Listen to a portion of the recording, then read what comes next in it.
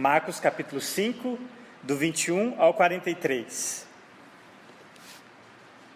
Diz assim a palavra de Deus: Tendo Jesus voltado de barco para outra margem, uma grande multidão se reuniu ao seu redor, enquanto ele estava à beira do mar. Então chegou ali um dos dirigentes da sinagoga, chamado Jairo. Vendo Jesus, prostrou-se aos seus pés e lhe implorou insistentemente: Minha filhinha está morrendo. Vem, por favor, e impõe as mãos sobre ela, para que seja curada e que viva. Jesus foi com ele. Uma grande multidão o seguia e o comprimia. E estava ali certa mulher, que havia 12 anos vinha sofrendo de hemorragia. Ela padecera muito sob o cuidado de vários médicos e gastara tudo o que tinha. Mas, em vez de melhorar, piorava. Quando ouviu falar de Jesus, chegou por trás dele, no meio da multidão, e tocou em seu manto. Porque pensava: se eu tão somente tocar em seu manto, ficarei curada. Imediatamente cessou sua hemorragia, e ela sentiu em seu corpo que estava livre do seu sofrimento. No mesmo instante, Jesus percebeu que dele havia saído poder. Virou-se para a multidão e perguntou: Quem tocou em meu manto? Responderam os seus discípulos: Vês a multidão aglomerada ao seu redor e ainda perguntas: Quem tocou em mim? Mas Jesus continuou olhando ao seu redor para ver quem tinha feito aquilo. Então a mulher, sabendo o que lhe tinha acontecido, aproximou-se, prostrou-se aos seus pés e, tremendo de medo, contou-lhe toda a verdade. Então ele disse: Filha, a sua fé a curou. Vá em paz e fique livre do seu sofrimento. Enquanto Jesus ainda estava falando, chegaram algumas pessoas da casa de Lázaro, o dirigente da sinagoga. Sua filha morreu, disseram eles. Não precisa mais incomodar ao mestre. Não fazendo caso do que elas disseram, Jesus disse ao dirigente da sinagoga: Não tenha medo, tão somente creia. E não deixou ninguém segui-lo, senão Pedro, Tiago e João, irmão de Tiago. Quando chegaram à casa do dirigente da sinagoga, Jesus viu um alvoroço, com gente chorando e se lamentando em alta voz. Então entrou e lhes disse: Por que todo este alvoroço e lamento? A criança não está morta, mas dorme. Mas todos começaram a rir de Jesus. Ele, porém, ordenou que eles saíssem, tomou consigo o pai e a mãe da criança e os discípulos que estavam com ele, e entrou onde se encontrava a criança. Tomou-a pela mão, ele disse: Talita cumi, que significa: menina, eu lhe ordeno, levante-se. E imediatamente a menina, que tinha 12 anos de idade, levantou-se e começou a andar. Isso os deixou atônitos. Ele deu ordens expressas para que não dissessem nada a ninguém e mandou que dessem a ela alguma coisa para comer. Amém. Até aí. Você pode assentar.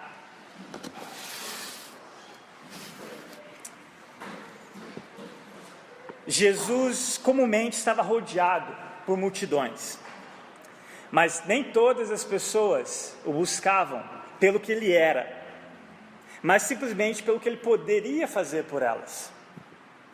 Na primeira parte dessa mensagem, dos versos 25 ao 34, nós aprendemos com aquela mulher que, independentemente da nossa motivação em buscarmos a Jesus, as nossas vidas jamais serão as mesmas, se tão somente fomos tocados por Ele, mesmo que quando nós o buscamos com uma fé egoísta, uma fé ignorante e até mesmo uma fé supersticiosa. Também vimos, ao fazermos um contraste entre esses dois personagens que conversaram com Jesus, não é verdade? Jairo e essa certa mulher, tanto um quanto o outro, uma adversidade uniu a história daquelas duas pessoas.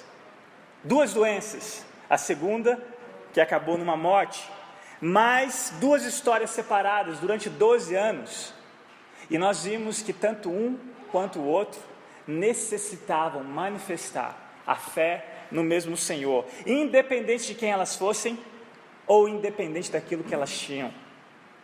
Com a manifestação do poder de Jesus, nós vimos aqui que Marcos É como se ele estivesse registrando um enredo. Vocês estão lembrados da primeira mensagem que nós vimos acerca dessa cura da doença dessa mulher, que Marcos estava manifestando o poder de Deus desde quando ele mandou aquela tempestade se acalmar, ou seja, o poder do Filho de Deus sobre a natureza, desde a libertação daquele Gezareno, ao libertá-lo daquela legião de multidões, da legião de demônios. E aqui nós vemos o poder de Jesus manifestado na cura da doença daquela mulher de mais de 12 anos de enfermidade, mas vai culminar no poder de Jesus até mesmo sobre a morte, ao ressuscitar a filha de Jairo. Meus irmãos, olhem comigo então dos versos 22 ao 24 novamente na palavra de Deus, 22 ao 24.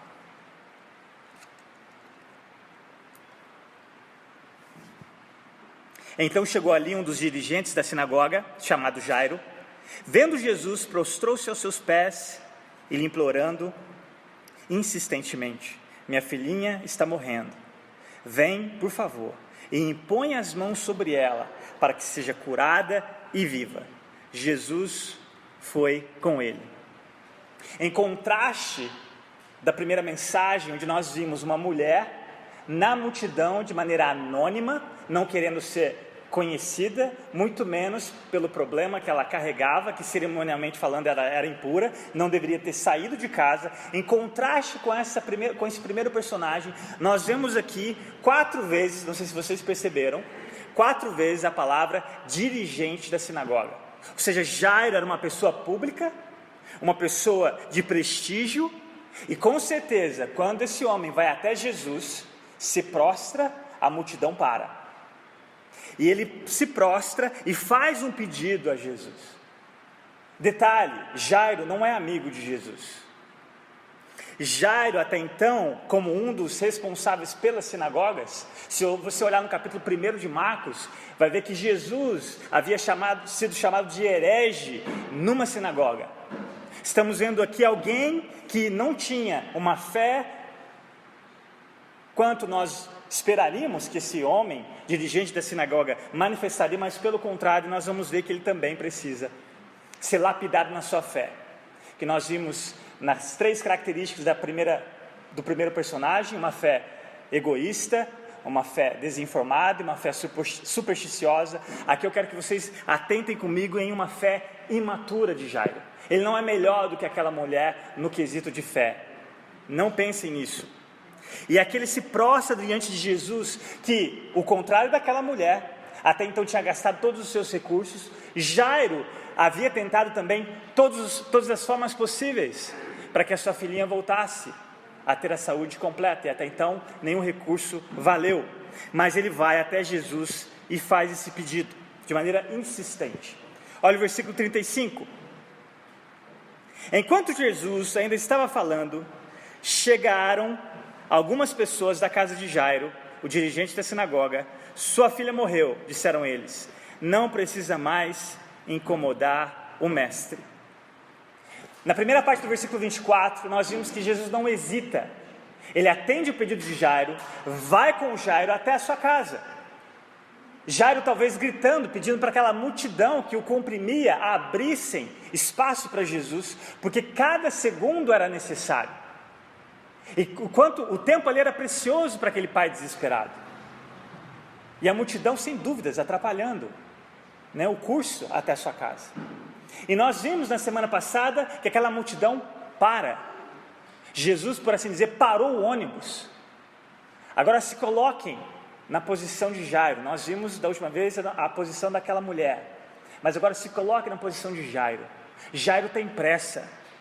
Imagina Jairo observando a Jesus, perguntando para os seus discípulos quem havia tocado nele, porque até então ele havia sentido que dele havia saído o poder que imediatamente curou aquela mulher. Imagina Jairo olhando para Jesus, querendo saber em meio à multidão quem o tocou.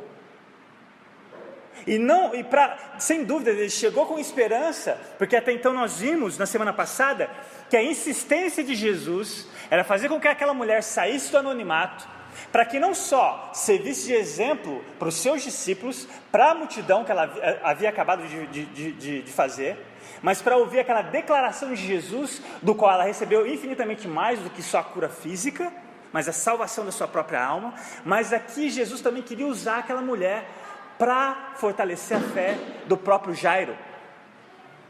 E talvez, ao ouvir ela dizer o que havia acontecido, Jairo, sem dúvidas, teve esperança. Porque se essa mulher, durante 12 anos, de uma doença crônica, só tocar em Jesus foi curada, quem dera ele for até a minha casa e tocar na minha filha. Mas, meus irmãos, versículo 35, lemos que, como diz o ditado, notícia ruim chega rápido, né?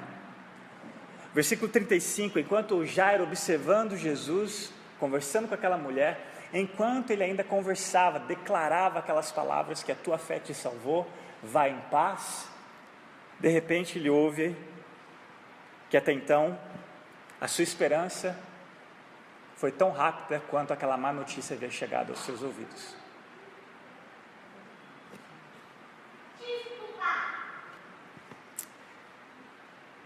E eu quero perguntar para vocês, o que Jesus está fazendo aqui? O que Jesus está fazendo aqui? Se essa situação fosse levada a um pronto-socorro da sua cidade, da nossa cidade, se você chegasse com seu filho, e de repente você sabe que tem uma mulher que durante 12 anos tem uma doença crônica, no mínimo, nós sabemos qual que é a prioridade. O médico iria atender a criança, especialmente se a criança estivesse correndo risco de morte. Mas não é interessante como que Jesus inverte a prioridade? Ele para atender uma mulher, e ele deixa com que a criança morresse.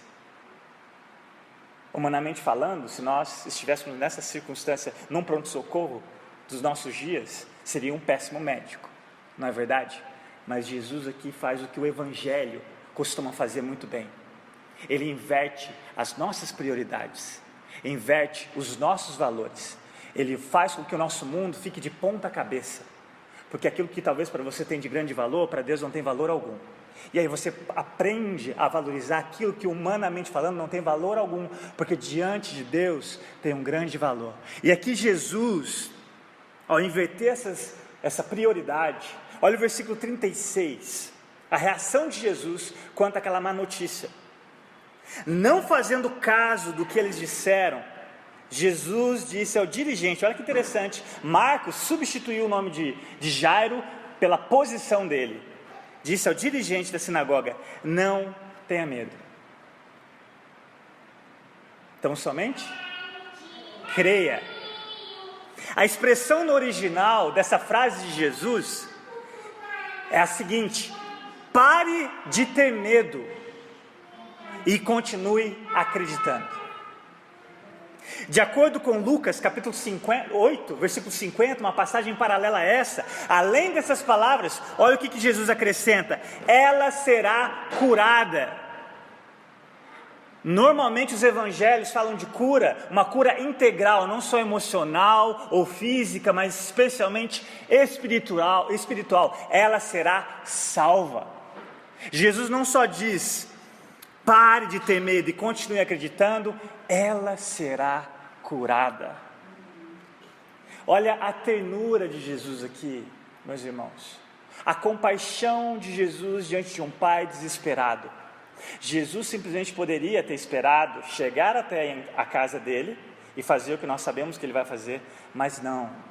Nós não sabemos quanto tempo levou até então para chegar à casa de Jairo, mas Jesus conforta o coração daquele pai atribulado, daquele pai desesperado, que para ele, assim como os que deram a notícia, não havia mais esperança. A sua filha, a sua única filha, tinha acabado de morrer. Você já ouviu um velho ditado que diz que Deus tarda, mas não falha? Muitas vezes, ao lermos de maneiras superficiais as Escrituras, nós chegamos nessa conclusão, não é verdade? Por exemplo, Deus havia prometido um filho a Abraão, só depois de 25 anos, que ele cumpre a promessa. Mas, durante a espera, Abraão, ao caminhar com Deus, foi reconhecido como pai da fé. Observem, e aonde eu quero chegar com a pergunta que eu fiz, o que Jesus está fazendo aqui? Ele tem um propósito na demora, ele tem um propósito no aparente atraso. Vocês se lembram quando Jesus, agora aqui, nessa passagem, se trata de um amigo, quando ele ouve a notícia de que um amigo dele estava muito doente, Lázaro, o irmão de Marta e Maria, vocês se lembram? Jesus não atendeu urgentemente aquele pedido, lembrem-se? Vocês se lembram? Ele continuou com a agenda do pai ali onde ele estava. E aí, quando ele vai para casa, finalmente, de Marta e Maria, e para elas também já era tarde demais, graças a Deus pelo atraso, ou aparente atraso, porque nós pudemos ouvir o que ele disse para Marta: eu sou a ressurreição e a vida. Aquele que crê em mim, ainda que morra, viverá. Graças a Deus por esse aparente atraso. E todos nós sabemos que Jesus ordenou, comandou que Lázaro, depois de mais de 3 dias, fedendo, morto, seu corpo já em estado de putrefação, ele sai andando com as próprias pernas daquela tumba. A questão é que Deus nunca chega atrasado e nem mesmo adiantado. Ele faz tudo de acordo com o seu caráter, e como nós temos visto nas EBDs de manhã, o caráter de Deus é o quê? Perfeito. Ele não atrasa, ele não adianta, ele faz tudo de maneira perfeita. Guarde bem isso que eu vou dizer para vocês: sempre haverá um propósito no aparente atraso de Deus quanto àquilo que esperamos dele. Repito, sempre haverá um propósito no aparente atraso de Deus quanto àquilo que nós esperamos dele. E aqui é exatamente o que Jesus está fazendo com Jairo, especialmente em ter insistido com aquela mulher que havia sido curada no anonimato, e ele queria que aquilo se tornasse público.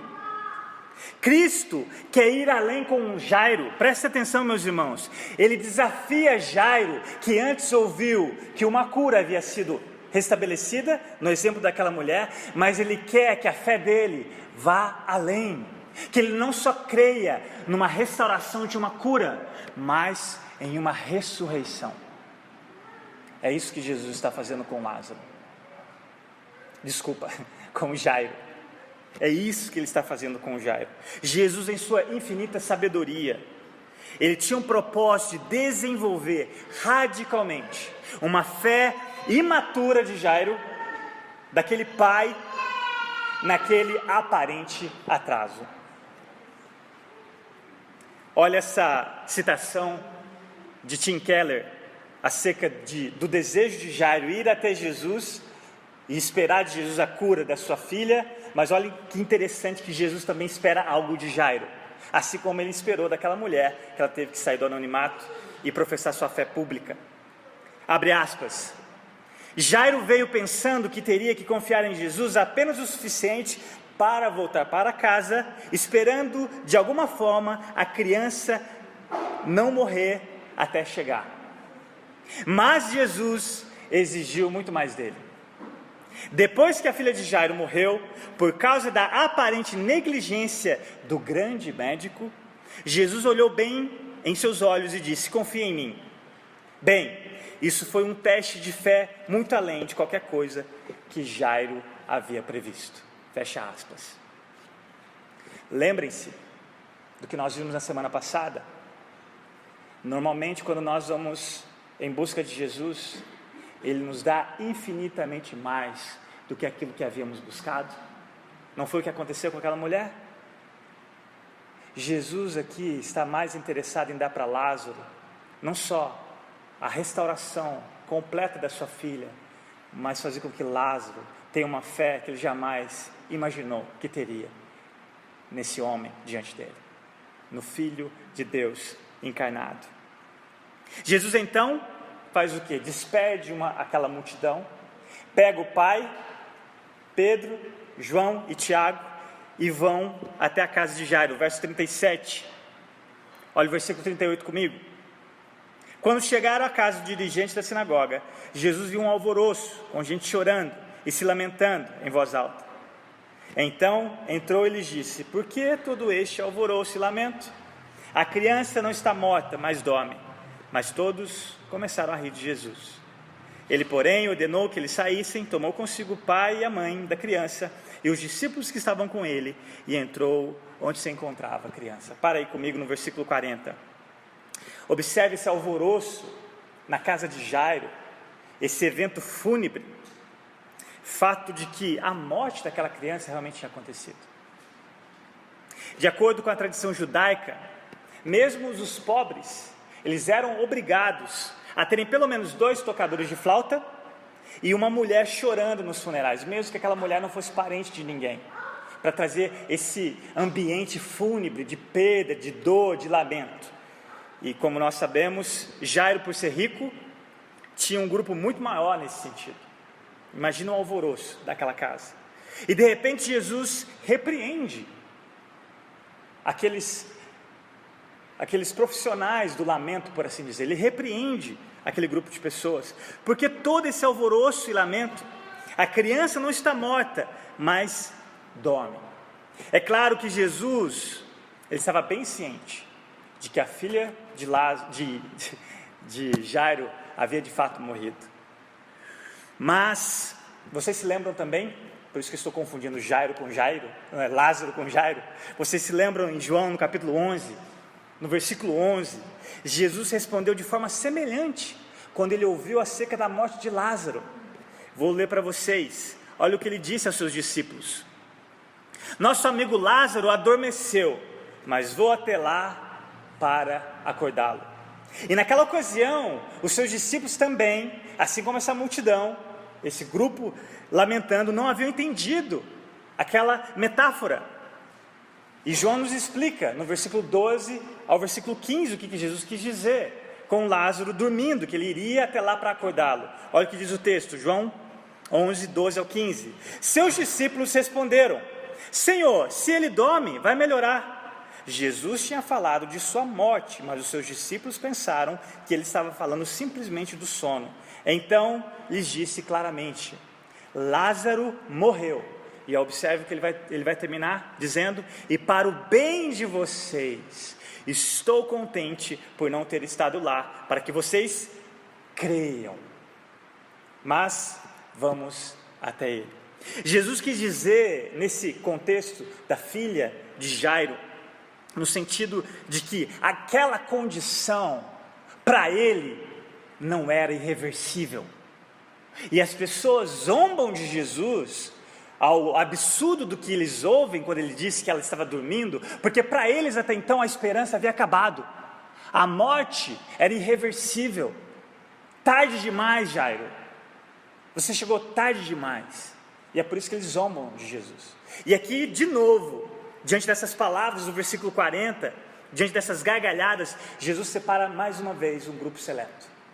Dessa vez ele acrescenta a mãe da garotinha, Jairo, sua esposa, Pedro, Tiago e João, e eles vão até onde aquela criança, até o corpo onde aquela criança estava. E olha comigo o que ele vai fazer. Continuando, versículo 41. Tomou-a pela mão e lhe disse: Talita cumi, que significa: menina, eu lhe ordeno, levante-se. Eu não sei para vocês como é ler um texto como esse, mas você consegue imaginar se estivesse no lugar de Jairo, no lugar daquela mãe, olhando aquele corpo frio, inerte, naquela cama, e Jesus não só põe as mãos sobre ela, como havia sido pedido de Jairo, ele pega ela pela mão. Detalhe, cerimonialmente falando, tão contaminada quanto aquela mulher que havia tocado em Jesus, porque ela já havia morrido, mas ele toma ela pela mão e dá essa ordem: menina, eu lhe ordeno, levante-se. Meus irmãos, nos nossos ouvidos existem os menores ossos do nosso corpo. 3 ossinhos. Eu fico imaginando aqueles ossinhos voltando a ter vida, ao ouvir a voz daquele que havia criado do nada tudo que existe. Mas agora a mesma voz, no ouvido morto, passa a obedecer uma ordem que era irrefutável, e passa a ter vida, e ela ouve essa ordem. Eu fico imaginando as pálpebras daquela criança mexendo, e de repente aquele olho abre, e o primeiro rosto que ela vê, o rosto de Jesus. Sem dúvidas, depois ela olha os rostos do seu pai e da sua mãe, e no mínimo, aqueles 3 discípulos extasiados diante daquele milagre que eles haviam contemplado, acabado de contemplar. Nas belas palavras de Tim Keller, Jesus, ao pegar na mão daquela garotinha, era como se ele tivesse dito: se eu estiver segurando sua mão, a morte nada mais é do que um sono. Concluo. Meus irmãos, há momentos em nossa vida que Deus parece demorar na solução de um problema, ou até mesmo em circunstâncias que nós não temos condição nenhuma de mudar, e aparentemente parece que Ele demora, aparentemente parece que Ele atrasa. Eu não sei quanto a vocês, mas talvez você tenha uma oração constante diante de Deus, e parece que Ele nunca responde, ou talvez você já teve a sensação de que Ele nem ouvindo está. E o que fazer? O que fazer quando todos os nossos recursos acabaram?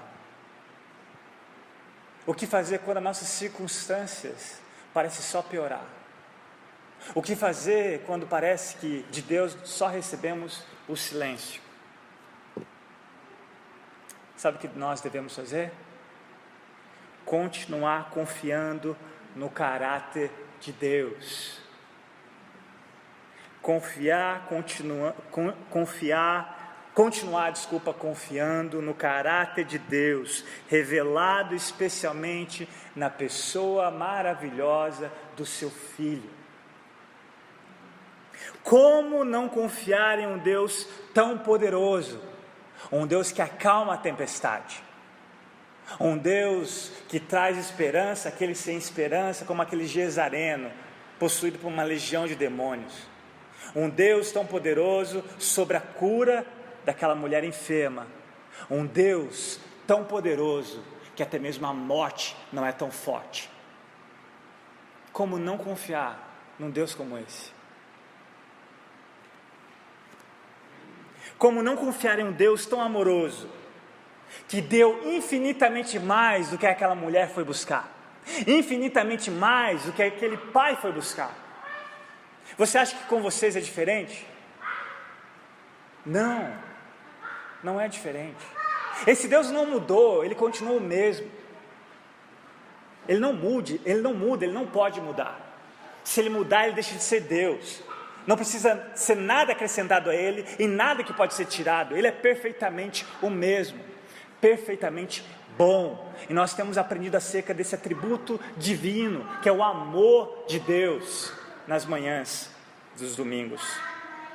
Como não confiar em um Deus soberano, um Deus que está no controle de todas as circunstâncias das nossas vidas, especialmente aquelas que saem do nosso controle, e um Deus que usa até mesmo essas circunstâncias para lapidar a sua fé, para lapidar a minha fé, para confiar tão somente nele, a ponto de orarmos como o salmista, que disse: mas eu, quando estiver com medo, confiarei em ti. Salmo 56, versículo 3. Salmo 112, versículo 7. Abram comigo suas Bíblias. Nós, em Cristo Jesus, temos essa garantia. Salmo 112, versículo 7.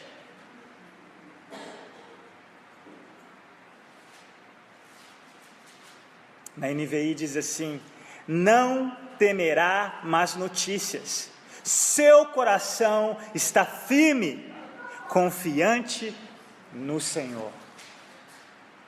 Eu quero encerrar com uma citação de um pastor que eu gosto muito.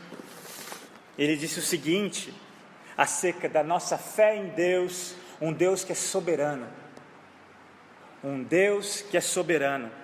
Ele vai dizer o seguinte, abre aspas: a confiança na soberania de Deus em tudo o que nos afeta é crucial para a nossa fé nele. Se há um evento particular em todo o universo que possa ocorrer sem seu controle soberano, então não podemos confiar nele. Seu amor pode ser infinito, mas se seu poder e seu propósito podem ser frustrados, não podemos confiar nele. Fecha aspas. Todos nós sabemos que os planos do Senhor não podem ser frustrados. Aquilo que Ele determina antes mesmo de acontecer o começo, porque Ele estabelece o fim, só Ele pode fazer a cabo. Jó disse isso no capítulo 42. Sei que pode todas as coisas e que nenhum dos seus planos podem ser frustrados. Como que ele chegou nessa conclusão? Depois de ter aprendido a confiar no Senhor, diante de todas as suas perdas, diante de todo o sofrimento, só assim ele pôde dizer aquelas palavras que muitas vezes as pessoas cantam antes de pagar o preço do sofrimento, ou até mesmo pelo aparente atraso, para que Deus lapide a sua ou a minha fé, para crer como Jó creu. E cá entre nós, Jó não era justo, não é verdade? Ele era pecador, como eu e você. Embora o seu sofrimento não era pelo pecado, por causa do pecado, mas embora ele não sofreu como um ser perfeito, sem pecado, mas Jesus, o único justo, sofreu injustamente, por sua culpa, pelos meus pecados. Jesus tomou as mãos daquela garotinha, mas na cruz, ele teria que deixar as mãos do Pai. Jesus transformou aquele evento fúnebre numa festa de aniversário, mas na cruz, o evento fúnebre, 3 dias depois, foi transformado em vitória. Meus irmãos, como não confiar num Deus como esse? Como não descansar as nossas vidas num Deus como esse? Que o Senhor nos conceda a graça, que o Senhor nos conceda a condição de louvá-lo, engrandecê-lo, mesmo quando aparentemente ele tarda, mesmo que aparentemente ele demore, mas ele é digno da nossa confiança, porque ele já provou isso, ele já deu a prova maior, porque se Jesus não tivesse morrido e ressuscitado, nós não estaríamos aqui, e Deus já deixou isso claro, que ele é digno da nossa confiança. Amém? Vamos orar? Pai, nós como abrimos esse culto louvando ao Senhor, bendizendo o Teu nome, nós queremos encerrar bendizendo o Teu nome. Queremos agradecer pela Tua palavra, queremos agradecer pela Tua sabedoria, que diante do que aparentemente dizendo, ou no nosso calendário, ou dentro do nosso tempo e espaço, o Senhor está demorando ou atrasando, de maneira soberana e infinita. Tudo isso tem cooperado para nós, para o nosso bem. Jairo jamais esperaria que não só na ressurreição da sua filha, a fé dele jamais seria a mesma.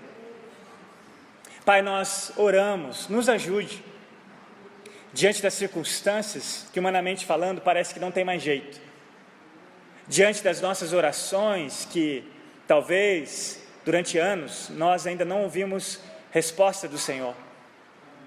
Ajuda-nos a continuar confiando em Ti. Livra-nos do medo. Ajuda-nos a confiar no Teu amor. Porque onde há o amor do Senhor, não há espaço para o medo. O medo supõe castigo, mas o amor, Senhor, nos liberta. E o Senhor já deu a prova suficiente que em Cristo Jesus nós somos infinitamente mais abençoados do que imaginamos. A nossa vida não resume aqui, Senhor. Como Paulo mesmo disse, as nossas nossos sofrimentos momentâneos e leves não se comparam com a glória do porvir, Senhor. Eleva, Senhor, os nossos olhos para os montes. Eleva a nossa fé, Senhor. Coloca os nossos olhos no autor e consumador da nossa fé, que é Cristo Jesus. Ajuda-nos a descansarmos nele. Ajuda-nos a amadurecer na nossa fé nele, Senhor. E assim como o Senhor fez na vida dessa mulher, assim como o Senhor fez na vida de Jairo, tenha misericórdia de nós, porque Tu és digno da nossa confiança. No nome precioso de Jesus, que nós oramos e Te agradecemos, Pai. Amém.